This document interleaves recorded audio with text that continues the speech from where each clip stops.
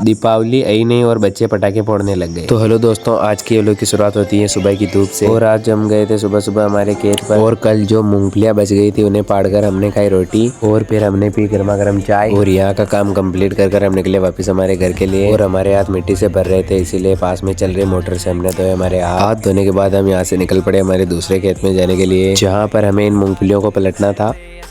मूंगफलियों को पलटने के बाद हम गए हमारे दूसरे खेत पर, क्योंकि यहाँ पर बेल घुस गए थे, और बहुत मेहनत के बाद हमने इन बेलों को हमारे खेत से बहुत दूर भगा दिया। थोड़ी देर में हमारे पीने का पानी खत्म हो गया था, इसलिए हमने भरा पानी, क्योंकि हमारे खेत के पास वाले खेत पर ही मोटर चल रही थी और सूर्यास्त भी होने को आया था। फिर थोड़ी देर में हम निकले वापस हमारी बाइक लेकर घर के लिए। फिर घर जाते ही हमें वापस बेगू जाना पड़ा, क्योंकि हमारी ट्रैक्टर का डीजल खत्म हो गया था, इसीलिए बेगू हम डीजल लेने गए थे। बेगू से आते समय हम कुछ पटाखे भी लाए थे। फिर हमने रात को की इन पटाखों की टेस्टिंग।